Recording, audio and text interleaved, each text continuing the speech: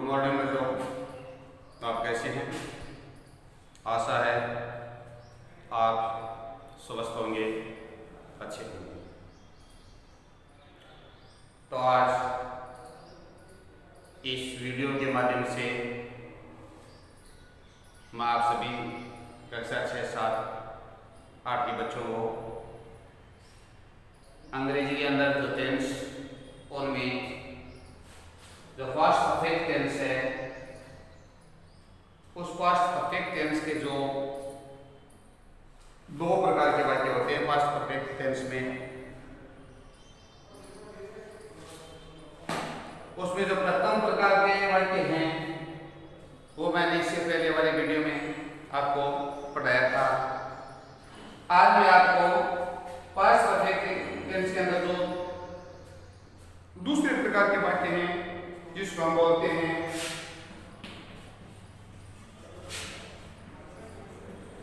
Second time, उसके बारे में बताने जा रहा हूं। तो आप इस वीडियो को अच्छी तरीके से सुने, समझें और देखें। सेकंड टाइप का मतलब होता है आफ्टर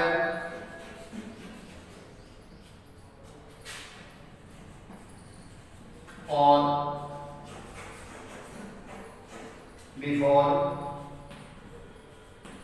वाले वाक्य। ऐसे वाक्य जो अंग्रेजी में आफ्टर या बिफोर से जुड़े हुए हैं या इनसे शुरू हैं। हिंदी में जो ये अब जो बिफोर है, इनके जो वाक्य हैं वो से पहले के बाद इन शब्दों से जुड़े हुए होंगे। डॉक्टर के आने से पहले रोगी मर चुका था। मेरे विद्यालय जाने के बाद माताजी ने खाना पकाया। मेरे विद्यालय पहुंचने से पहले घंटी बज चुकी थी। मेरे स्टेशन पहुंचने के बाद गाड़ी रवाना हुई। ये इस प्रकार के वाक्य हैं जो हिंदी के अंदर से पहले के बाद जो शब्दों से वो जुड़े हुए हैं। तो से पहले और के बाद जो शब्दों से जुड़े हुए हैं इसी का नाम है आफ्टर और बिफोर या सेकंड टाइप के जो वाक्य हैं वो। तो आफ्टर का मतलब होता है के बाद होगा वाक्य के अंदर, और बिफोर जो होता है से पहले, अर्थात ये वाक्य जो के बाद से पहले से जुड़े हुए हैं।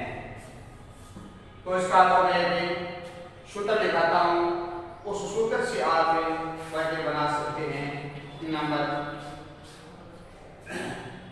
पहला सूत्र है, सर्वप्रथम लेंगे सब्जेक्ट, उसके बाद में लेंगे हेड प्लस वर्ब की third form plus both object, और उसके बाद में before plus subject plus second form object.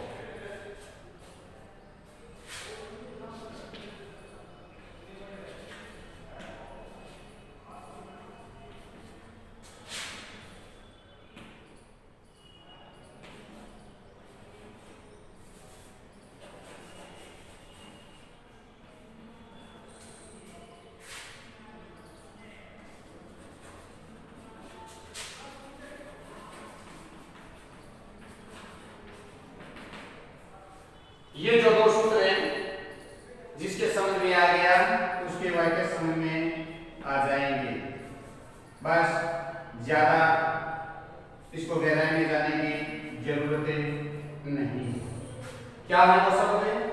यदि एक वाक्य बिफोर से जुड़ा हुआ है तो उसकी जब हम अंग्रेजी बनाएंगे तो पहले ही अंग्रेजी में करता, उसके बाद में हेड प्लस वर्ब की थर्ड फॉर्म आएगी। तो बिफोर के बाद में सिर्फ वर्ब की सेकंड फॉर्म आएगी। यदि वह वाक्य आफ्टर से जुड़ा हुआ है तो आफ्टर से पहले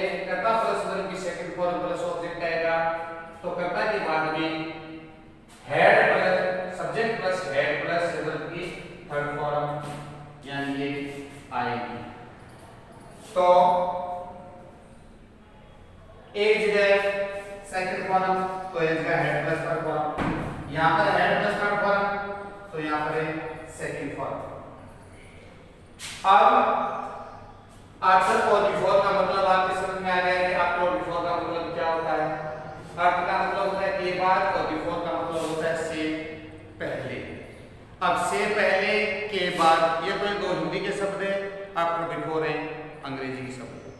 तो इनसे अब किस प्रकार हम अंग्रेजी से हिंदी, हिंदी से अंग्रेजी बनाते हैं वो आज हम आगे बनाएंगे।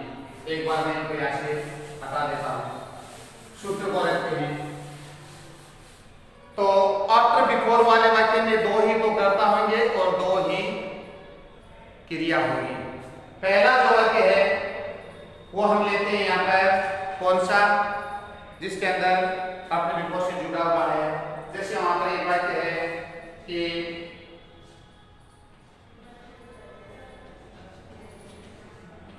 डॉक्टर के आने से पहले रोगी मर चुका था। तो देखो बच्चों, इसके अंदर दो कार्य हो रहे हैं। एक है डॉक्टर का आना और एक होता है रोगी का हो रहा है मरना। एक वाक्य के अंदर दो कार्य हो रहे हैं। पहले वाक्य में डॉक्टर का आना, तो पहले वाक्य में करता डॉक्टर है, क्रिया आना है। तो दूसरे वाक्य के अंदर क्रिया करता रोगी है तो क्रिया मरना है। तो दो ही तो करता हो गए, दो ही क्रिया हो गई। अब हमें ये देखना है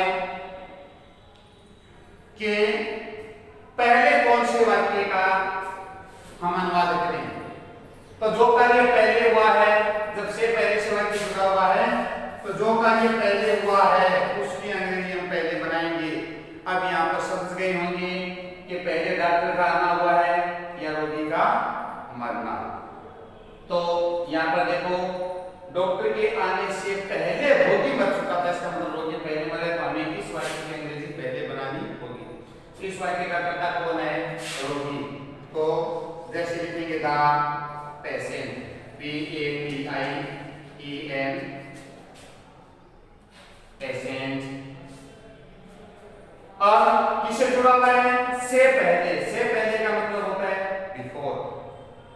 तो सब्जेक्ट अब कहता है हेड प्लस थर्ड फॉर्म, तो ये दिया हेड। अब मरना डाई, DIE डाई, तो थर्ड फॉर्म हो जाएगा die. The patient has died, अर्थात रोगी मर चुका था। अब किसे जोड़ना है? बिफोर से जोड़ना है या आफ्टर से जोड़ना है? तो से पहले की अंग्रेजी क्या होती है? बिफोर होता है। तो हम यहाँ पर लिखेंगे बिफोर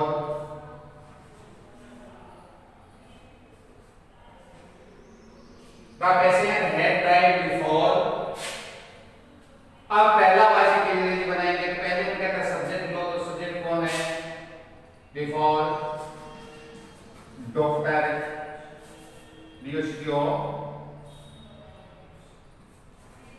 डॉक्टर, और वर्ग भी सेकंड फॉर्म आना, तो CANE हो गया।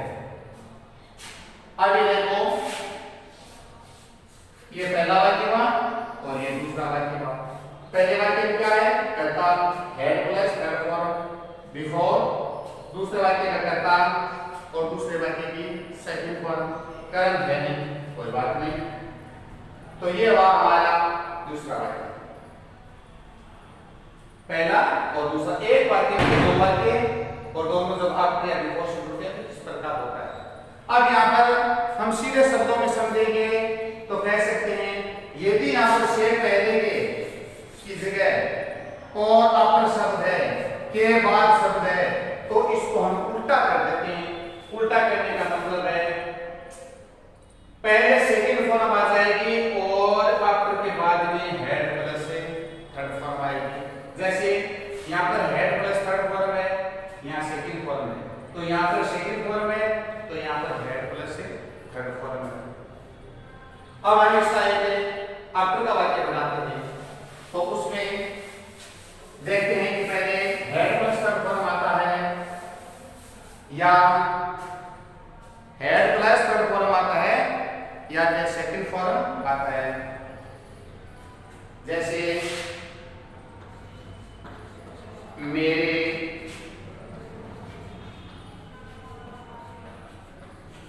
विद्यालय पहुंचने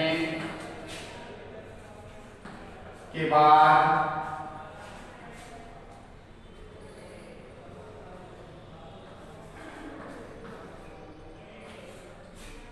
घंटी बजी।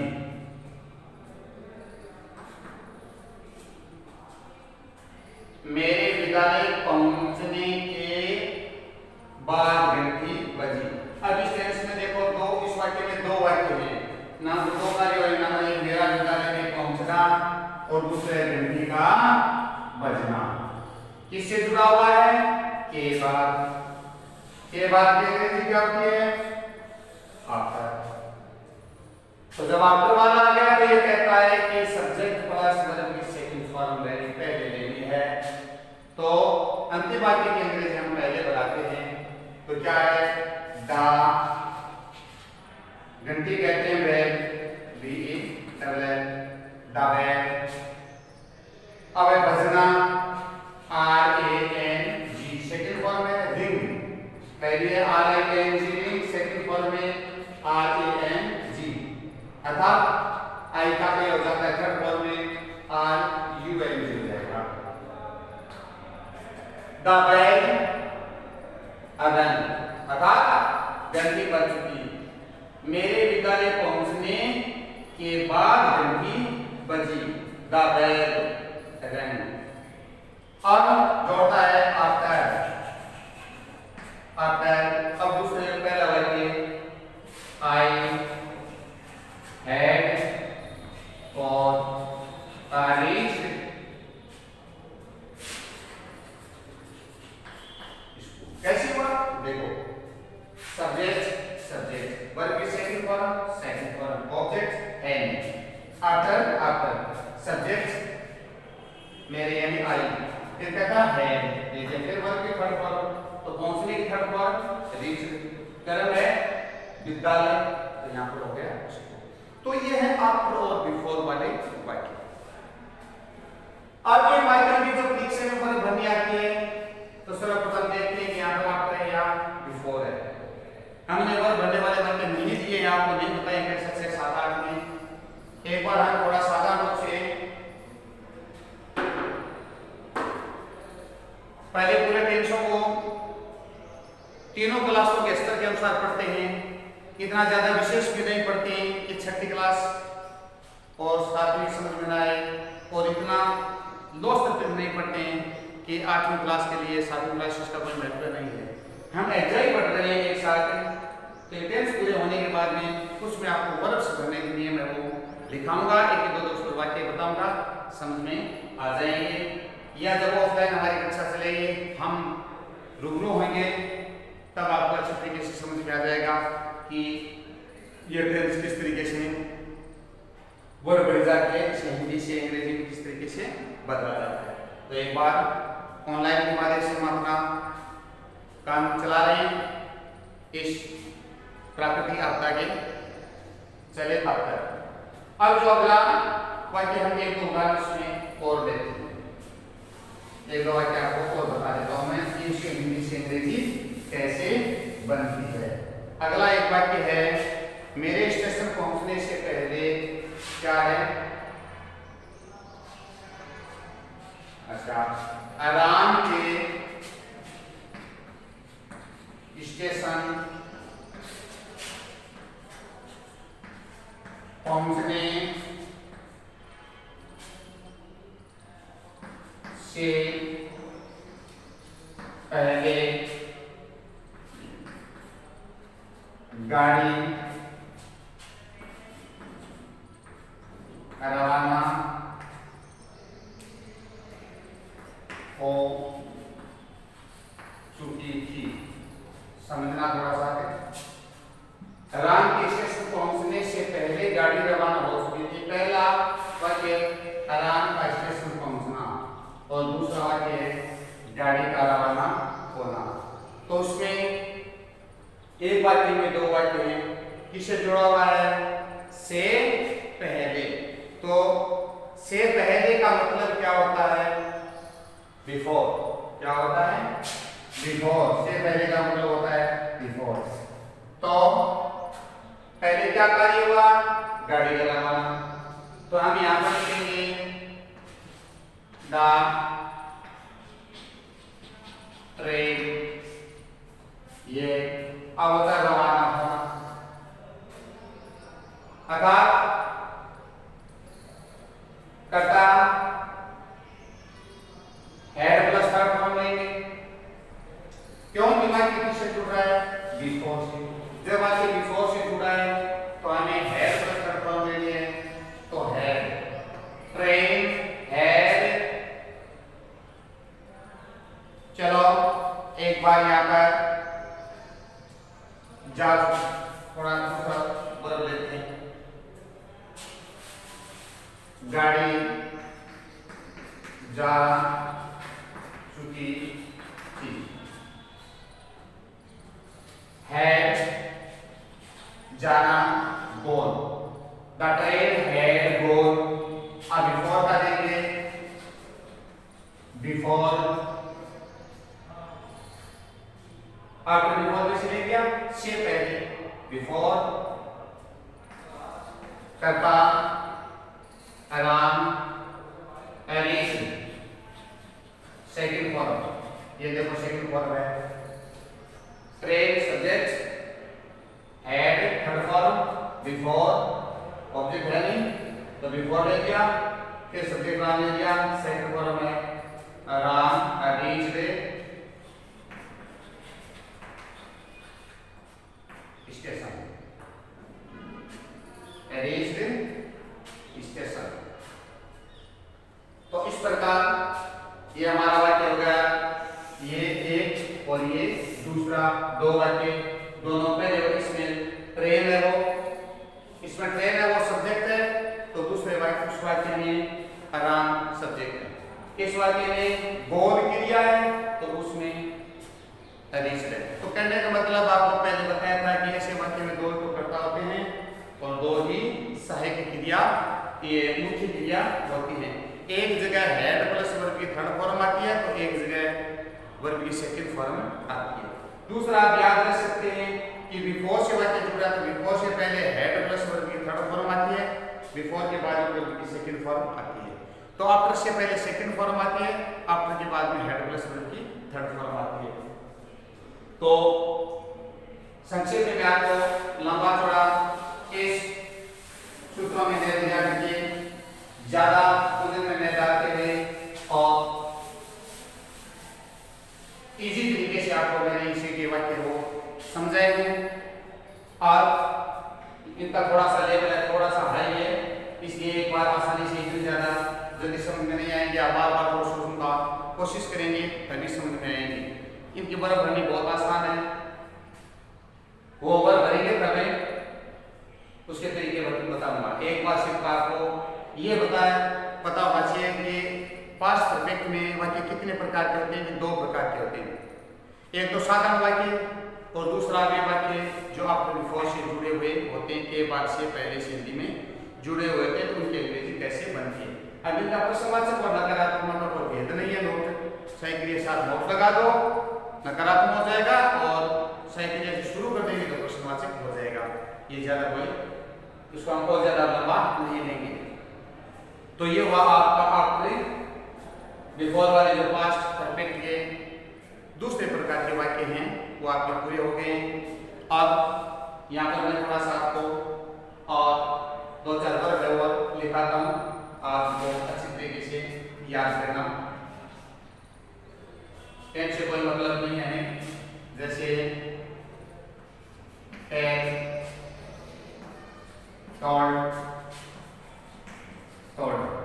टेल माने बताना, टेल माने बताना, टोल्ड माने बताया, टोल्ड माने बता चुका। से माने आगे लिख देता हूँ कहना, सैड सैड, फिर आस्क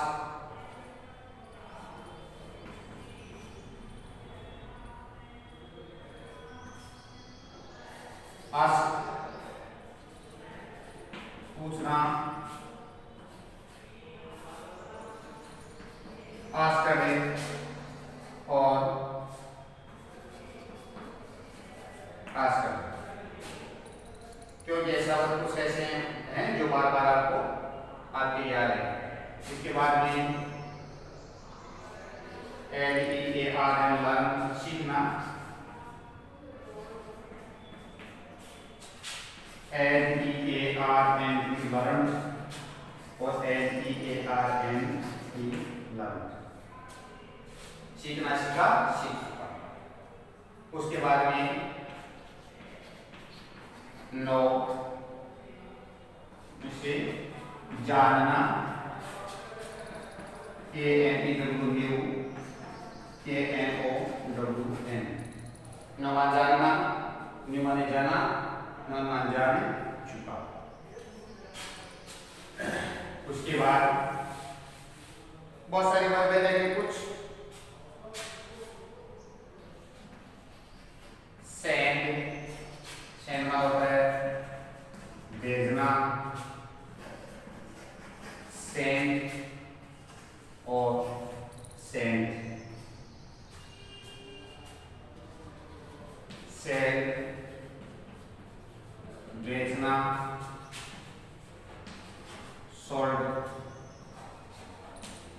शोल्ड। सेंड मान भेजना, सेंड मान भेजा, सेंड मान भेज चुका, सेंड मान भेजना, सोल्ड मान भेजा, सोल्ड मान भेज चुका। इसी प्रकार और बहुत सारे वर्ग हैं। पहले भी आप लोगों ने 10-15 वर्ग वो बोर्ड पे लिखाई थी, शायद आपको याद कर ली होगी। अगर नहीं की हैं तो कर लेना। ब्रेक माने तोड़ना, ब्रोकन माने ब्रोक माने तोड़ा, और ब्रोकन माने तोड़े। तो ये 5-7 वर्ग आज की हैं।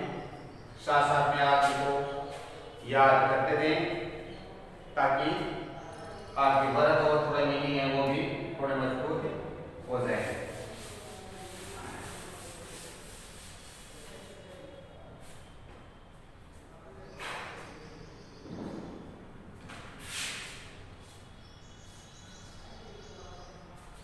कुछ और में से इसके तीनों एक से होती है, रीड होती है, पुट होता है, कट होता है, कट कट कट है, पुट पुट पुट है, रीड रीड है, सेट है, इस तरीके से। तो एक ब्रिंग बोलने का दिया है, ब्रिंग माने लाना, BROUGH ब्राउज, और BROUGH बस। आज के इस वीडियो में आप सभी को सिर्फ इतने ही बताऊंगा। पास्ट परफेक्ट के जो दूसरे प्रकार के जो वाक्य हैं उसके बारे में आपको जानते रहिए, और कुछ आपको याद करने के लिए हम वर्ग से लिखाई है, उनको आप याद करना। वीडियो हम 20-25-30 मिनट तक बना सकते हैं, लेकिन वीडियो जो थोड़ा समय अवधि पीरियड थोड़ा लंबा हो जाए, इससे आप लोग बच्चे बोर हो सकते हैं। इसलिए वीडियो की मैंने समय अवधि है उसको थोड़ा कम रखा है, लेकिन आप समझना ज़्यादा, वीडियो को अच्छे तरीके से देखना, समझना, सुनना, और जिस प्रकार मैं छोटे छोटे वाक्य बना रहा हूँ इसी तरीके से आप वाक्य बनाने की कोशिश करना, और जितनी गुरबें लिखा दी गई हैं उन गुरबों को याद करते रहना। स्वस्थ रहें, घर पे रहें, अपना ख्याल रखें। धन्यवाद।